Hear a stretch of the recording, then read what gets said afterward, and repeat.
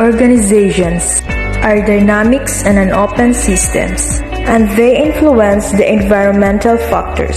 For any organization, the environment consists of the set of external conditions and forces that have potential to influence the organizations. Hence, the process of organization development begins by understanding the context and culture of the environment within.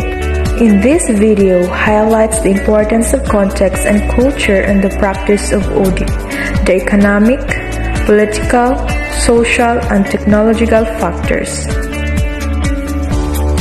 that may influence what type of audit interventions may be necessary in the Philippine organizations, and also Filipino culture and the importance of understanding the context in the practice of audit. Change is the process by which organizations move from their present state to some desired future state to increase effectiveness. For technological shifts, changing the way business communicate, keeping fully organized and making business operations more productive. But somehow, organization system disturbed by some internal or external factors impede of organization's competitiveness. So that is why it is a good idea to operate strategic management and planning an organization. Political shifts have made an impact on the Philippine organization, which influence the country's economic. Changes in government leaders lead changes of new leadership of various government that drives organizational development.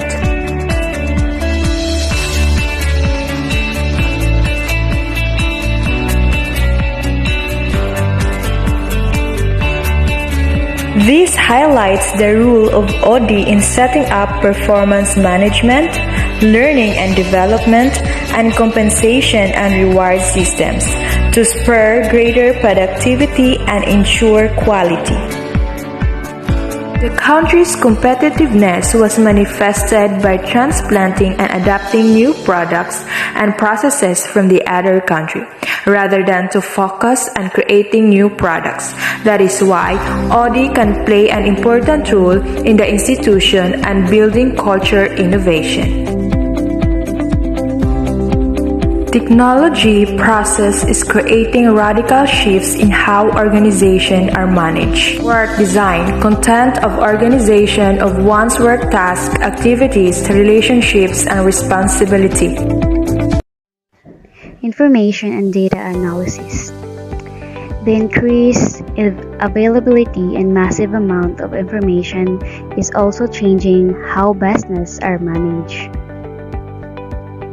So data analysis is already being used in forecasting to design accurate and useful models in planning and managing the workforce. Another application of data is in organization development, specifically the diagnosis of organization. For example, some companies have begun to use modeling to understand their employee engagement efforts. Other companies are doing data analytics and talent management to uncover the predictors for performance and retention. Technology, productivity, development, and work-life balance. Because of technology, it allows greater connectivity, and it has become a powerful level for productivity. So, technologies such as Skype, Google Chat, and the like changing how meetings are conducted. E-learning and mobile learning are changing the way training and development is enabled. According to Minton and Ever 2014, advancements in mobile technologies have also allowed bite-sized, on-demand training in performance support applications. Organization development may thus be necessary in ensuring the upskilling of workers, or, in worst cases, preparing those who may not be able to adjust to technological advancement. The internet and social media have created HR challenges for organizations. A 2010 study on internet use in organization reported what two-thirds of Philippines organizations provide internet access to its employees. However, less than half of the companies surveyed had an internet use policy in the place, according to Alampay and Iknova 2010.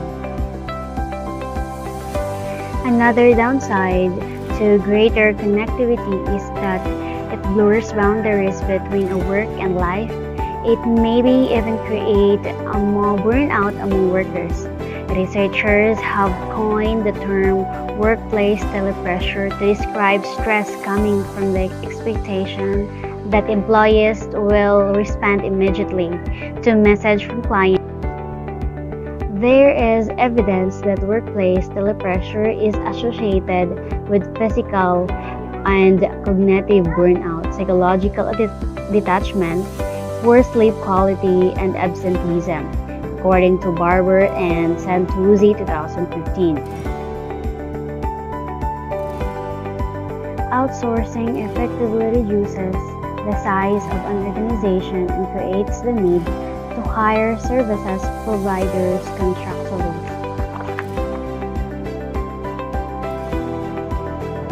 Outsourcing is said to have a number of benefits, including decreased cost, conservation of time and energy, enhanced organizational and professional expertise, and improved performance. In relation to this, more organizations are exploring the use of contractual employees who are employed for a fixed period or on a period basis. Merger and joint ventures.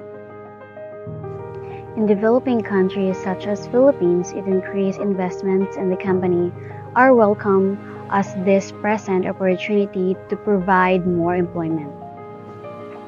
Merger and acquisition often lead to restructuring, which can then lead to early retirement or separation of staff.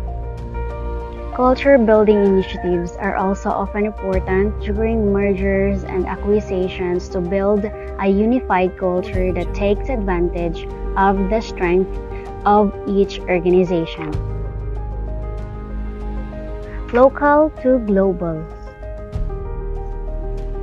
Beyond merger and joint ventures, for some Philippine companies such as Jollibee, Golden ABC, Potato Corner, Crystal Clear Water, Fire Gelato, and Lay Bear Waving, to name a few, expansion has come in the form of international franchises. Doing business in the global field will have an impact on organization structures, and the creative and the review of an organization design as the preview of OD. As companies become more global because of this. According to Fernandez 2016, a study in multicultural workplace reveals that the cultural diversity and leadership identification with their national culture influences the quality of relationship between leaders and their subordinates. Organization that employs expatriates would benefit from interventions such as cultural orientation, cultural sensitivity programs, and or cultural coaching. In addition to that, culture building programs may be necessary in order to create a culture of cross-cultural sensitivity.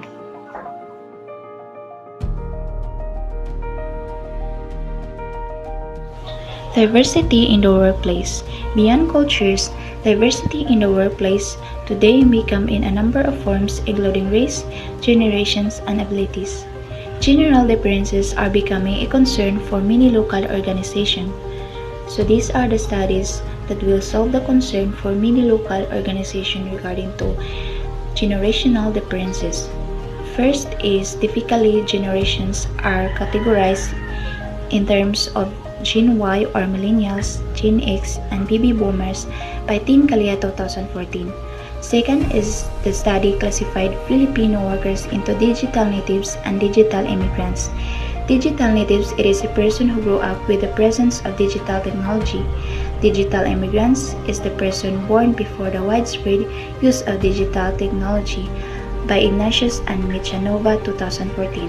The study that used historical markers suggests two groups, the political generation and technological generation by Salbusa 2015. Political generation for those who are born about 1980 and earlier were shaped mostly by political events like martial law, EDSA revolution, and etc. Technological generation are for those who are born after 1980 were mostly shaped by technological changes. Third is the Republic Act 7277 or Magna Carta for persons with disabilities or PWD that provide tax exemption to employers who hire the PWDs. Fourth is the report suggests policy gaps as well as challenges in the implementations of law such as the provisions of the infrastructure that will allow access and ensure safety of PWDs by MENA 2013. And now I'll proceed the topic Diaspora, Retention, and Talent Management.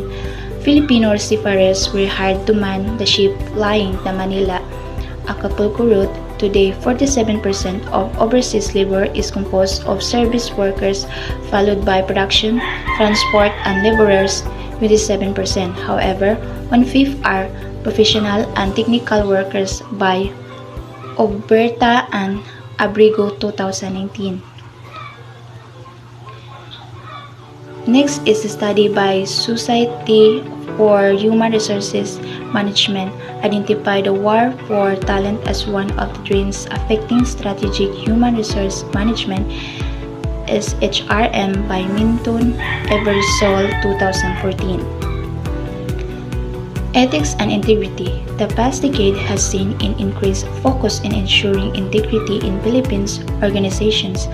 However, the mere signing of integrity pledges will not enough because corruption in the Philippines suggests that a culture of corruption is driven by poor leadership and role modeling, weak system and enforcement, lack of communication, expected values and standard for performance, and employee norms. Hechanova 2014.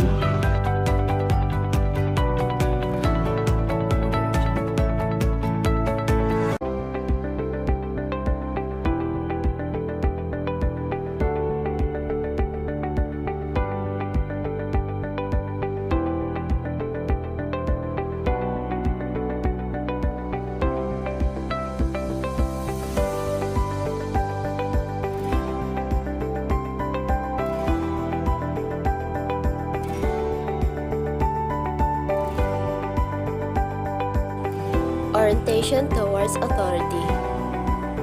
The Philippines has been classified as a high-power distance culture. Filipino workers as being leader-centric and obedient to authority, as well as approval-seeking and dependent on authority figures. When employees trust their leaders, they may be less inclined to dissent or question the judgment of their leaders. On the other hand, too much dependence on authority may be inhibit critical thinking and debate that may be necessary when planning and implementing change. The lack of contention may also lead to a phenomenon called groupthink. This describes cohesive groups who easily come to agreement, fail to consider viable alternatives, and think they are always right. To avoid this and to create a culture of critical thinking and constructive conflict, it may be necessary to train people on creative and critical thinking, assertive communication, listening, and conflict management. Creating venues and structures for upward feedback and mechanism for gathering feedback may also be useful. Communication style of Filipinos. Related to this, Hokano suggests that when communicating, leaders should start from pagsasangguni, consultation, paghihikayat, persuasion, pagkakasundo, consensus in order to build the trust and enthusiasm of followers. A challenge in communication of change is the Filipinos' tendency to communicate indirectly, especially when what they have to say is negative. That is, employees may choose to keep quiet in front of their leader when they disagree or do not understand. Describe this as culture of silence. This may be a manifestation of a desire for social acceptance, a need to get along with other people, and to avoid hurting others' feelings. Filipinos tend to avoid open debates, and communication tends to be indirect and non-adversarial to avoid someone losing face. However, another implication may be the need to teach employees how to express their ideas to their bosses in an assertive, non-aggressive manner.